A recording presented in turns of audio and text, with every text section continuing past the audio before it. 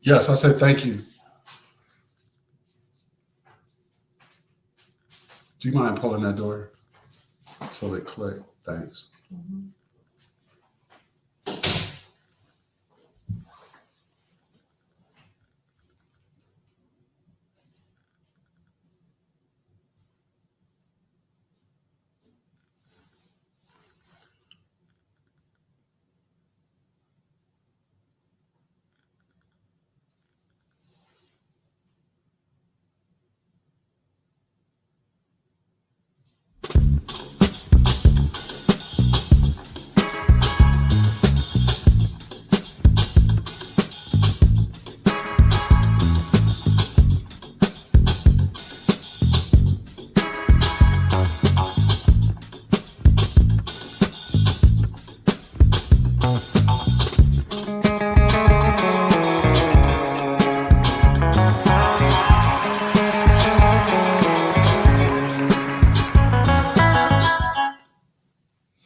Good evening and welcome to Image Builders Presents a conversation with Michael Carson. I'm your host, Michael Carson.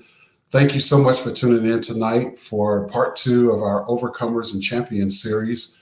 We want to acknowledge Breast Cancer Awareness Month. That's why I have on my Miami Vice pink jacket to as a symbolism of solidarity for those who've come through and those who've lost loved ones as well.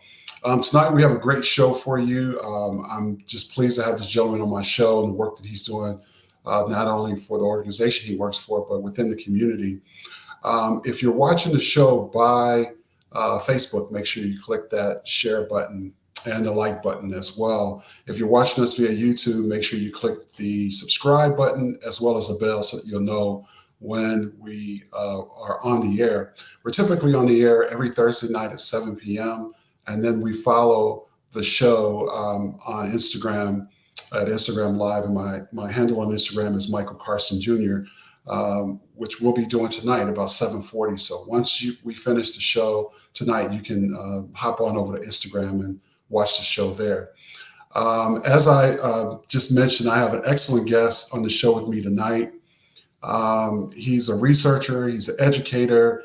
I Looking at his work, I consider him a civil rights justice drum major out there, educating our community, as well as making sure that the data and inequities and things are talked about and challenged. So, welcome to Conversations with Michael Carson. I want to welcome Dante Moorhead.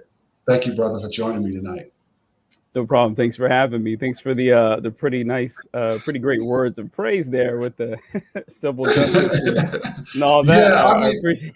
yeah, no, and I Yeah. sincerely mean that. I mean, Hmm. before I even called you, I looked and I'm like, Hmm. I want to get somebody on the show to talk about not only cancer and breast cancer but just we could just talk about some of the health challenges and the health inequities that we as people of color deal with, even outside of the cancer space. I know in the city that I live in, we a newly formed city about 4 years ago here in Atlanta. It was unincorporated, and we don't have a hospital. There's like over 100,000 people in the city, but we don't have a hospital in the city. Not yet, but that's something that we could definitely use in a city this size is a Yeah. hospital, so that people don't have to go, travel a distance to go, to the hospital. So, who is Dante Moorhead, and then your IG handle, Baby Boy Dante. So who is Dante Uh, Moorhead? well, who is? That's a good question. Well, the baby boy thing is pretty old. I just never updated it. I just kept it. I think Yeah. at one point in time I had a baby face, and that is clearly not the case anymore. But I am just an all around passionate guy about health equity and social justice and anti racism. And I was born in Chicago, but grew up in the South, from North Carolina. And I'm really Okay. just a people person. And I think my life's experiences and the things that I've been through has really taught me that my community really has lifted me up. It's had my back. And so one of the things I like to do is try to return the favor I'm Hmm. currently residing in Seattle with my family, my wife, and my brand new 5 year old kindergartner who's 5 going on 13. Yeah. And I work for a great organization that focuses on cancer health equities and disparities. I originally wanted to be a scientist, but then I started to see really what the healthcare system and some of the disparities and inequities that exist for marginalized communities. And so Mhm. my work led me to start pursuing that in a more public health route. And so now I'm just passionate about community outreach and engagement and health inequities research and just helping the community. And thanks for having me. Yeah, so there are so many Yep. forms of cancer. I mean, Mhm. when I look at Mhm. Fred Hutch's website, they talked about the different cancers. Yeah. In layman's term, what is cancer? Or can it be summed up in a layman's term because there are so many? Yeah.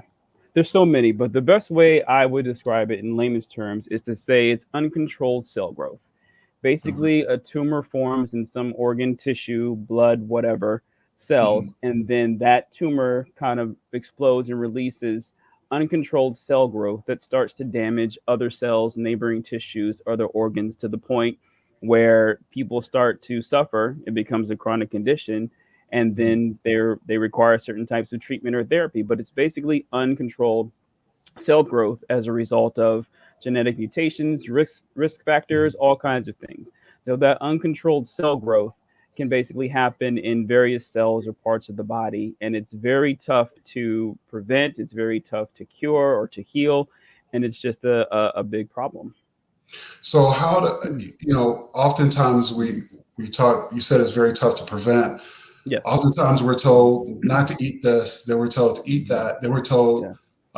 well, this could contribute to cancer, and Mhm. I was recently told some things I was doing could contribute to cancer, so you ought to stop doing that. So Yeah. Yeah. how do you? And I know the data changes Mhm. often. I would assume it changes often because it seems like Yeah. we get mixed messages Mhm. often. So then what? How do we combat that? How do we be more Mhm. proactive about our health so that we can Yeah. possibly prevent from forming any type of That, cancer? No, that's a good question. And first of all, they're going to tell you that everything causes cancer. So just get that Okay, out the way right now. right. Everything Okay. causes. We don't. There's a lot of things that we know and that we don't really know. So one of Okay. the best ways to do it is that there is, prevention and medical advice out there. I'm not a Hmm. doctor myself, but I do encourage people to go to, the AmericanCancer.org or cancer.net and look at those. There are the more common ways and the things that you can do in my opinion, is to control your risk factors. If there's Hmm. if there's the major cancers that people know of, like for example, lung cancer, colorectal cancer, breast cancer, there are certain risk factors that increase your chances. Now that's the Hmm. key. Increase your chances. You don't want to increase your chances of getting cancer. So the best thing you can do is adopt certain healthy behaviors and habits that won't increase your chances. So, for Hmm. example, if you smoke a lot, if you don't eat the healthier foods, just kind of Right. watch that. And I know that can be difficult to do, for example. For example, you don't want to run into certain neighborhoods and start telling people to eat more organic foods or don't shop here, don't eat that, because not everybody has that kind of Yes. Right. money. Access. Yeah. So the best thing we can say is yes, we do know it's hard, but try doing things more in moderation.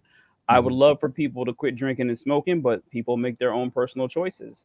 So while we say that can increase your risk of cancer, what about trying to do it in moderation to a point Hmm. where you can eventually taper it off? Don't eat so much fatty foods. If you don't like to exercise or whatever, maybe you can walk for 20 or 30 minutes a day, maybe one time a week. Just the small things that you can do in increments that make a difference because I'm telling you what, there are low impact exercises that really help. For example, men who are at risk for prostate cancer, and you can do those exercises from a chair. You know what I'm saying? Right. Right. So it's just my advice is for cancer prevention, it is hard to control. So the best that we can do is convince people to make small choices in increments that eventually add up to bigger habits and better healthy behaviors, and that Hmm. will overall bring your risk for getting cancer down, no matter who you are. And everybody's got to start somewhere, right? So Yeah. So mhm. you mentioned fresh fruits, vegetables, and the like, Yes, and that's typically yeah, not in marginalized communities. They don't have it's access to not. that. They have No, access to Dollar right, Trees and those type places. right. Has the medical community ever? Because I don't know, I don't recall seeing this. Has the medical community kind of pushed back on um, I don't know, some corporations and the like to say, hey, it shouldn't cost $10 for a head of for a head of lettuce at Whole Foods, or $21 for organic this and organic that. I mean, Right. because the cost, because Whole Foods are popping up Right. and closer to some of these marginalized communities. And I'm Mhm. not dumping on Whole Foods, but it's very expensive to It shop is. in some of these places Exactly. for a family who's on a fixed income. So Mhm. has the medical community try to partner with companies like Whole Foods and the like, Mhm. or raise the Mhm. concerns that, hey, you guys ought to do more, Mhm. or is that just we stick with the medical part and we leave? I mean, we have tried to do some. There's a lot of people I know doing work in that area. So what you're talking about is more systems change. But Right. main thing we do is provide the evidence or basically the rationale for people Mhm. to make these changes. So we want what you're talking about is affecting policy. So if Right. we can show that, for example, food deserts exist, that's what they're called, in certain Mhm. neighborhoods where they don't have access to healthier foods, and we can say, hey, look at this research we're doing. There's an obvious connection between the fact that people can afford to buy these foods and Mhm. the fact that there are high cancer outcomes, right? So when Right. we show this evidence and we show the cancer health outcomes and we show all these things, we're hoping that that provides enough evidence for legislation or policy to look at this and say, hey, we need to talk to these corporations.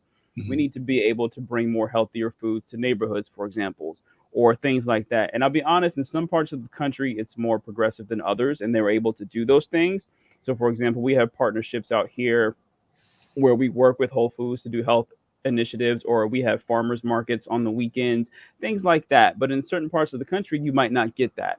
So the evidence has to be there, and then you take that to Mhm. legislation, and then hopefully they change policy, or hopefully, some grocery stores will partner with science and research communities to create Okay. initiatives for the community.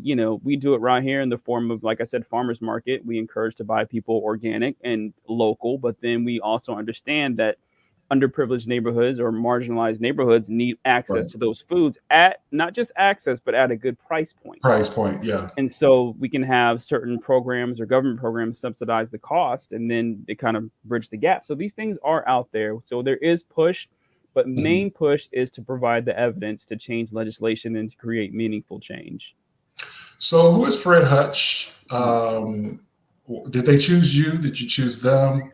How did that? How did this Oh my partner? God. How did this come about? That's a good question. First of all, I chose them. It's a great Okay. organization, and we are working on a lot of systemic change to be more anti-racist and to partner with communities. And I work for the Fred Hutch University of Washington Cancer Consortium. So that's like a consortium that Mhm. is combines the medicine and the research approach and the community approach. And I work for the Office of Community Outreach and Engagement. So this came about where I moved to Seattle. I was on dialysis and chemo for a long time. As soon as I was able to get off dialysis, I got an internship. And at the internship, I was working this exhibit on vaccines, and there was a Mhm. wall there, and there was a whole bunch of names from these organizations working on great science stuff and cancer research. And I was like, and one of these days, I forgot what day it was, I met one of those names on that wall, and we Okay. talked. We had a great idea. We had some great discussion, and she said, "Yeah, you should look into it. We'd love to have you." And so I did my work, and then I applied for a position and I became a community health educator for the Office of Community Outreach and Engagement. Shout out to the family over there. And then, yeah, and so part of my job was already doing what I'm passionate about. And we do Right. outreach and education and engagement and promote relevant research to our catchment area, which is in Western Washington. But Mhm. basically, I'm the community health educator and researcher for African American, African descent populations. So we Okay. discovered that in this state, there are certain communities that are suffering from cancer more than the others. And so Wow. we decided to do the work and do some health equity work and do some cancer prevention and education and research towards it. And so here we are. I got lucky, I guess, and it's been a great organization to work for. And we were really trying to make some change. So on their website, it says that you Mhm. guys study cancer from every angle. How is Right. that done, and what has been some of the breakthroughs in your studies or things that Mhm. you guys have found out? Okay. Well, from my angle, we do public health sciences, which is Mhm. health equities research. And so we focus on interventions, multi-level interventions, outreach and engagement to basically Mhm. raise cancer awareness and to help, with more healthier behaviors. And some of the things that we've done in that research is we've done interventions to increase colorectal cancer screening in certain Mhm. communities. We've tried to do digital storytelling. I work with I know some great people who are doing work for breast cancer awareness among African American women. Shout out to Mhm. Sierra Sisters. I know the research study that I'm working on now, for example, Backpack, which is the Black Prostate Cancer and Action Coalition Network. We are doing interviews and structure interviews with African American, African descent men to find out what their knowledge is, attitudes, beliefs around prostate cancer screening. And Right. then with that information, we can develop new ideas and programs or initiatives that can help with cancer screening, cancer Mhm. awareness, treatments, diagnosis, other types of research at Hutch, or like the basic sciences or the lab sciences. You know, Right. they study different types of treatment and CAR T cell therapy, which is using the body's immune system to help fight cancer itself, and that's more with blood cancers and stuff. So there are different departments, and we do our best to connect with each other because part of what I do is to bring that research and bring that science to the community and to engage the community and to do it with the community instead of just having it done to them. I want to go to a community and I don't Right. want to come to the community and tell them what they're doing wrong. I want to show up and then have them talk to me about Right. what their needs are, and then we can work on a solution together. So research. There are a Hmm. lot of social media researchers in the age of COVID. Isn't that I funny? don't want to. I don't want to get a shot until I do my research. I don't I want to. should be able to. Yeah, I yeah, should be able to do my research, yeah, and so I'm on the. I have a researcher on the show. Can you explain to folks who may be watching when they say I want to do my own research? yeah. What does that look? Because when I'm thinking is, Hmm. a, you need to know what to look for, how to read this Right. stuff, what it means, Yeah. how does it apply to you? I mean, so talk to us about our Hmm. community with respect to research, because the truth be told, there is a bad history with the medical community Oh yeah. and with people of color. There's and people like to Hmm. cite Tuskegee for this Right. COVID thing, even though it's Right. something totally different. Hmm. But there is history. But so how do Hmm. you convince someone, or how do you explain what it Hmm. entails to do research, and two, how do you approach you said a little bit how you approach it, but what is the Right. reception when you talk about the science and the research? Okay. Well, first of all, I'll address the research. I don't want to knock anybody who says they're doing quote unquote research because there are different forms of research. Hmm. So, being that we are institutions of research ourselves that often talk about how, there's historical trauma and mistrust. So, people Hmm. want to, Google things and research things themselves. And there are different forms of research. There's academic, and then there's just doing Google things. The problem with that Google social media research is that it's biased. You will Google things that support your own argument. Like if I want Hmm. to know what this thing does and it makes me quote unquote magnetic, I will type in, does this make me magnetic in the search field? And then I'll find 7 papers or whatever that say so. You know what I'm saying? It's biased. So that's the only thing. If you can be unbiased with it and just look for the facts and check where you get your information from, make sure it's a reputable source, then that's fine. And then, even though as you're doing your quote unquote research, let's not discount the advice and the expertise of people who have went to school to study this for years and Hmm. everything like that, because this is their livelihood. I'm not Hmm. saying that they know necessarily more than you, but I'm just saying that they have a stake in the game. So let's not discount that. Let's not say you Googled 4 articles that support your case, but they know about 2,700 articles that support Hmm. theirs and they've done the work. That's the big difference there. So I support anybody willing to do their quote unquote own research, but just know that there's a difference between Google searching and doing actual, hypothesis testing, semi-structured interviews, qualitative analysis, quantitative analysis, peer literature reviews, peer reviews, things like that. And as far as with your question of approaching the community, what my office does is a very bidirectional approach, and we look at research through the lens of cultural humility, which is Hmm. important when you are dealing with communities who have issues when it comes to historical trauma and mistrust. It's hard to go into a community as an educator, as a researcher or whatever and say, I want to talk to you about this. They're going to look at you sideways because you're right. The first thing that comes to their mind is Tuskegee, Right. and this is fair. And so as people who are from a research institution, we have to acknowledge that, and then we have to be, the key is to be very humble, the key to be Hmm. very transparent and authentic, and also to include them in your work because I'm pretty sure that they have a lot to say about it. Like I said, I Hmm. wouldn't just show up and say y'all need to start eating this, doing this, doing this. We would show up and we'd be like, what, here are some ideas. What are your ideas? What are the issues most important to you? Maybe we can work on it together. And it's important to include the community that you are working with, even Hmm. in your research and study design.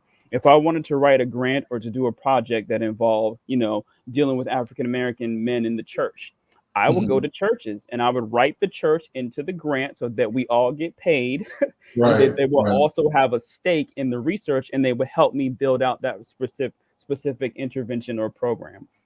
And so that's what we're trying to do as an office. And so when we do that, it kind of helps. It kind of helps to earn that trust because it's all about gaining the trust back, and it also helps to have people of color in the room Right. and helping Right. making those decisions, which is also important. So, I mean, and I'll Mhm. put a button on this after this question, but Sure. Mhm. are do you get sometimes, well, you're an agent for the corrupt system, and and you're not, you really can't understand what we're going through, so forth and so on. You really don't, why should we trust Mhm. you? I'm not, because I want to deal a little bit with prostate cancer too, but Right. I'll, Right. because oftentimes black men don't want to go to the doctor, We don't. um, Mm-mm. Mm-mm. and and then it's too late. Yeah. So how do you deal with the whole you're the agent of the system that's corrupt, and Hmm. yeah, you're coming in here, but we don't really, Yeah. we don't really Yeah. want to hear that. I That's a good question. I try to avoid being. I don't want to use. I do want to use the term token or anything like that, and then have it. Right. Oh, they put a quote unquote black face around it. He's just doing their work. But it takes time. And for me personally, how I do it is I have a story to tell myself, and Right. I've been through the medical system. I've had kidney failure. I'm currently on chemo every 8 weeks, and I know what it's like, and I've seen the disparities that exist. So Mhm. when I come in, my intent is to be as transparent and as authentic as possible, Mhm. and to first listen. You don't want to, like I said, you don't want to show up and start asking for things. You want to show up and you want to start listening first. And it takes Right. time, because they do think that at first, but that's with any group of people. You want to earn that trust first and you want to build a rapport. So my goal is to share stories, tell stories, and to build a rapport first before I start thinking anything about research. Like I want to get to know what are your issues in the community that you're having. What are you doing? What's your day like? Right. Who are your community leaders? What kind of other things? I once had a conversation with a community partner. I Mhm. work with him all the time now. And he says, sometimes we have to think about, food crisis and how housing equity before we even get Mhm. to cancer Get to health. prevention. Yeah. Yeah, and before, or even social justice. We don't want to get set up for prostate cancer screenings when, quote unquote, police are out here hunting us down. We have to talk about those things first. And he was Right. absolutely right. So you have to be willing to listen to those things first and build a rapport, and that kind of helps me when people start thinking, oh, you're just a corporate agent or whatever, whatever, is to share my story and to just be really transparent about what I'm doing. So, what does the data show about black men and breast cancer and prostate cancer? I was looking for some statistics on the breast cancer Yeah. front, and they were saying it's not that much data, There's but not. that black men are leading white Yeah, men when it comes to breast cancer. that's And then true. with respect to prostate cancer, Hmm. because that seems to be more prevalent than breast cancer. Right. Is the data more promising? Are black men getting more, getting tested more because we talk Hmm. about it more? So Hmm. can you talk about both of those and maybe Sure. some of the disparities in some of the research and in the Hmm. approach to how treatment and prevention is Yeah. presented to the community? So I can address breast cancer first because it's extremely, it's kind of rare for men in general. And Right. so when you look at the case data, for example, I think it was fewer than 1% of breast Yeah. cancer diagnoses total are men. And I think that data from what I last looked was like 2019. And Okay. so, and you can find this information on CDC and cancer websites, it's out there, Hmm. but they're, the percentage numbers are so small that there's not a lot of data or investigation around it. And so Hmm. when we look at breast cancer as a whole, we find that it's rare in men, but obviously it's more likely to occur in women. And Right. so, we take this small situation and we say, okay, there is no data, there's hardly any investment in it for men. But if we break it down a little deeper, like you said, we see that the real core here is that African American men compared to white men, the disparity for breast cancer is Right. so large.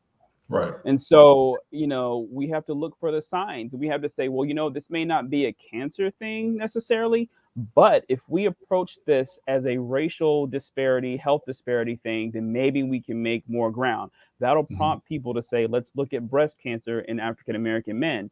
Because for women, for example, we look at it as a racial health disparity thing and a breast cancer thing. But with Hmm. men, the numbers are so small, we can't do that. So we can approach it as a health disparity racial thing, and then we will be able to approach it from that aspect. Let's go deeper. And then what we find is that the mortality and incidence rates are higher in breast cancer for African American men.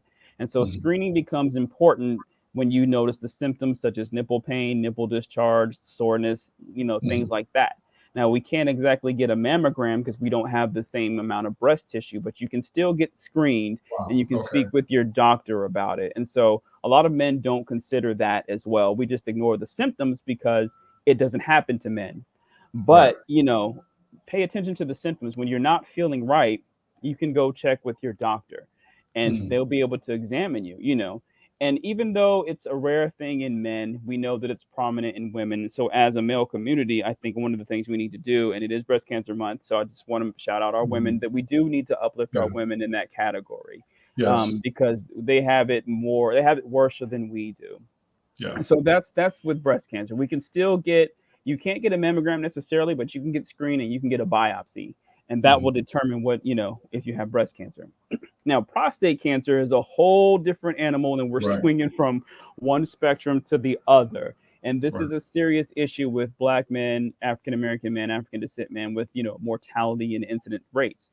And so Hmm. we know this cancer affects about 1 in 6 or 1 in 7 Black men, but which means we're about almost 2 times more likely to be diagnosed with it, and about 2.5 times more likely to die from it. And these are alarming numbers.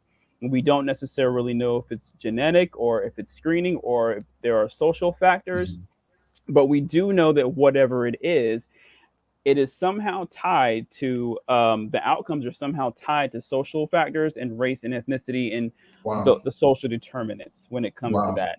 And if I could pull, I don't have that map, but there's a map, and I'll send it to you or I'll post it at some point. When you look at the population of the South, African American men, Hmm. pre-slavery, during Hmm. slavery, it's like a red map. You can see the population concentration of African American men. Then you pull up a breast cancer incident rate map and overlay it over that same map from like 1860, and you'll see it's just about the same. So Wow. that tells you that this is really affecting our African American Black, men. And so there's conversations that need to be had around screening and testing, Hmm. and that normally doesn't happen.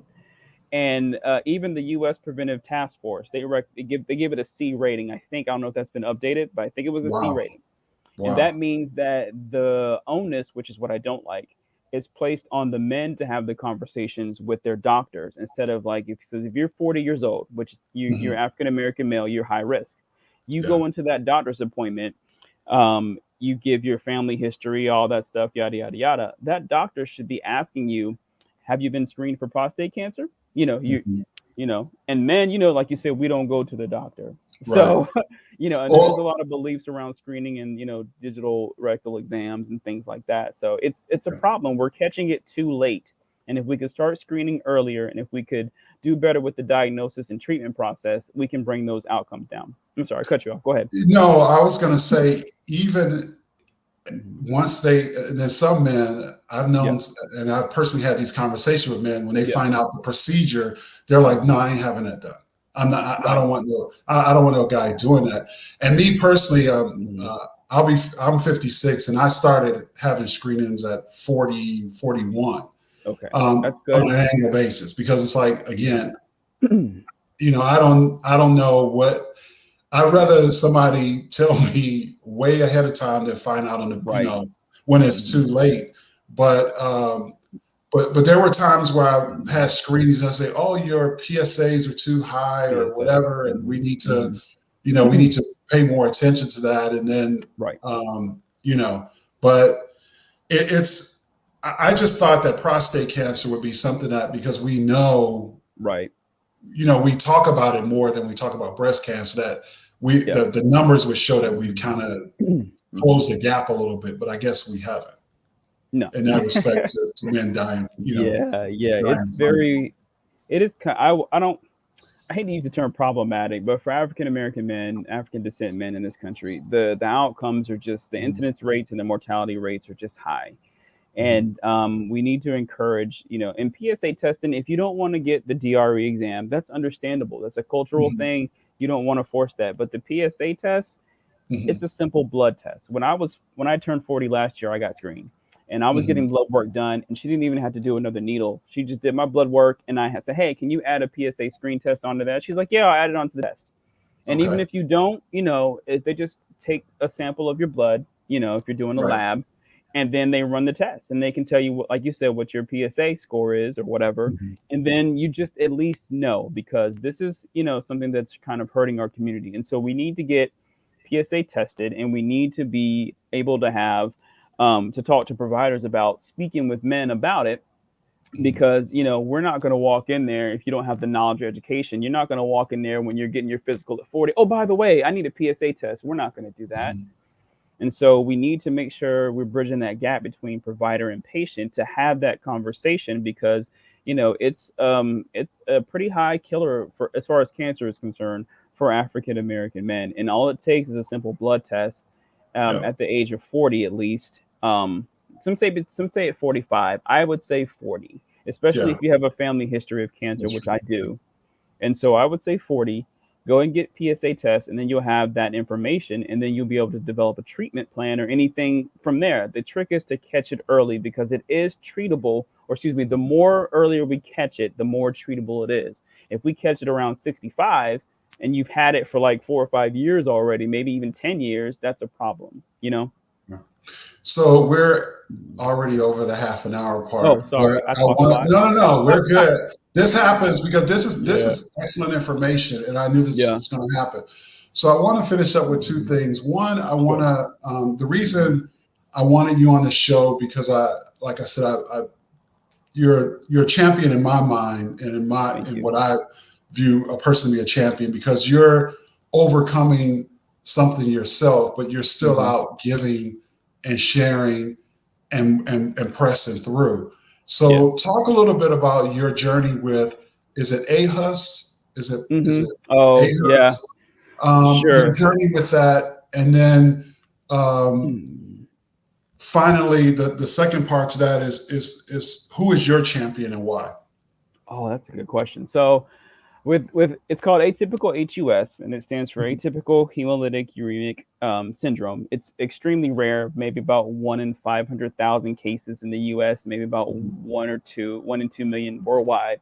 And so basically, in a nutshell, in like 2016, 2017, my kidneys almost failed because my body's immune system started kind of attacking the blood cells in my kidneys, and then that caused my blood pressure to raise, and then my kidneys almost failed, and I almost died. So I went to the hospital, spent about 2 weeks there. They didn't know what the hell was wrong with me. My mhm, blood pressure was so high they couldn't even give me a biopsy, and they were like, you know what? If his blood pressure doesn't come down, he might not make it through the morning. Of course, this is how my wife tells it. But anyway, I don't remember that. I was in there with 3% kidney function. Come to mhm, find out, they finally got the biopsy done the next day because my blood pressure got down low enough. Had a biopsy, and this disease is a very rare disease. There's only one or two at the time. There was only one drug in the world that was available for treatment for this disease. In 2010, it was considered the most expensive drug therapy in the world. Mhm. And so basically, they told me, we have to give you a monoclonal antibody, and you have to take this drug every 2 weeks. Mhm. And I was like, well, what if I miss an appointment? They were like, yeah, don't miss. Yeah, don't Right, miss. right. Because if I do, then I'm currently on about 37% kidney function. So if I go into the hospital again with 37%, I might not make it. Versus the first time I went in, I started out at 100. You see what I'm saying? Mhm. Yeah, So if this thing isn't regulated, my body's gonna just keep attacking blood cells and platelets in my body, and then that's it. And so yeah, and so I went through that ordeal. I'm still going through it. Now I take the treatment every 8 weeks, mhm. and I basically live my life 8 weeks at a time. And I went through some therapy to be able to talk about it because mental health is important. And Yeah, now I'm just more open about it. And so there you have it. So, watch your sodium intake, everybody, because there's certain things I can't eat right now. I can't eat bananas. I can't eat oatmeal or anything high in potassium. I haven't had orange juice in about 4 years. wow.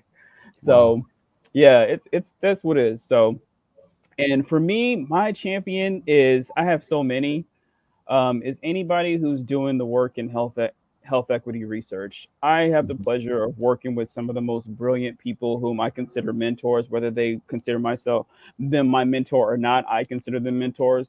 But Mhm. I'm surrounded by people who are putting in the work and doing brilliant work every single day, and I'm privileged to be with them. It's just a great feeling to know that I can walk out of my office and walk down the hall and knock on somebody's door who is probably working on the cure for cancer and doing it in a responsible way that affects the community, especially for my community, which is African American community. So I have a ton of people that I consider champions, and they're also helping me to further my career as well. So anybody who's doing the work in social justice or health equity research or health equity or cancer, you are my champions.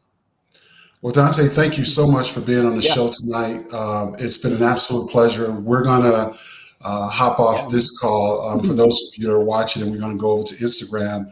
Mhm. His Instagram handle is Baby Boy Dante, and mine is Baby boy. I'm gonna change it. I promise. I don't know. I don't know. and mine is my first and last name, Michael Carson Jr. Mhm. So we want to continue the conversation because we're going to talk a little bit more about health inequities a little bit on Instagram and really dig a little bit deeper into that. But I'm Mhm. so grateful and honored to have you on the show tonight, and I thank you for Yeah. all the work that you're doing, and Mhm. just continue to do great work as I know you will. We'll all continue to pray for you and Thank for you. Fred Hutch, because I think Fred Hutch is a valuable asset to our community, especially around the Thank work you. that they're doing. So, Yeah. hey, if you've enjoyed the show, make sure you click the like and the share button if you're on Facebook, and if you're on Instagram, if you're on YouTube, click that subscribe button and that bell. We'll be back next week with an exciting show. You do not want to miss it. We're going to have a large panel of inspiring women who will then share their stories as part 3 of our Overcomers and Champions series. Look for Sounds that sounds good. advertisement that will go out on this Sunday. Until next time, continue blessings to you all, and we'll see you next week. Thank you. Thank you for tuning into Conversations with Michael Carson. Join us here each Thursday night at 7 p.m. Eastern Time for engaging and insightful conversations. We hope you enjoyed the show. If you have not already done so, don't forget to click the share button on Facebook and the subscribe button on YouTube. The conversation doesn't stop here. Head over to Instagram and join us on Michael Carson Jr. starting shortly. See you soon, and until next time, continue blessings.